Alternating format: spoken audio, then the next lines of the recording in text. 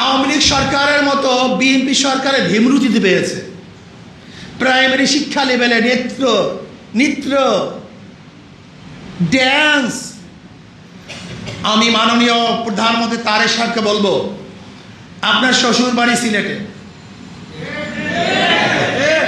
সিলেটের মানুষ ইসলাম প্রিয়, ওই নৃত্য ওই ড্যান্স নাটক ঠাটক বাংলাদেশের মানুষ পছন্দ করে না। আওয়ামী লীগ প্রাইমারি লেভেলে এগুলি দেওয়ার চেষ্টা করেছিল, কিন্তু আন্দোলনের কারণে পারে নাই।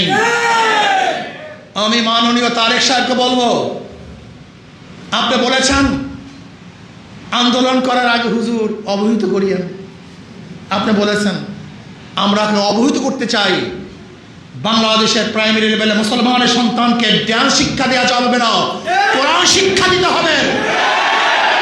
নৃত্য শিক্ষা দেওয়া চলবে না, কোরআন ও সুন্নাহ শিক্ষা দিতে হবে। বাংলাদেশের প্রত্যেকটা সন্তানকে কেরাত শিক্ষা দিতে হবে, ফিকহ শিক্ষা দিতে হবে, জরুরি মাসাইল শিক্ষা দিতে হবে, আদব শিক্ষা দিতে হবে, ভদ্রতা শিক্ষা দিতে হবে, আখলাক শিক্ষা দিতে হবে, গাঁজা মুক্ত সমাজ গঠন করতে হবে। ইয়াবা মুক্ত সমাজ চাই, এই নৃত্য ফিত্য চাই না আমরা। ইয়াবা মুক্ত সমাজ চাই, গাঁজা মুক্ত সমাজ চাই, মাদক মুক্ত সমাজ আমরা চাই। যদি এই নৃত্য নাট্য এই ড্যান্সের এবং গানের ওস্তাদ দেওয়ার চেষ্টা করেন, রাজপথে নামতে বাধ্য হব। শুধু বাধ্য হব না, বরং ফিরাবো ইনশাআল্লাহ।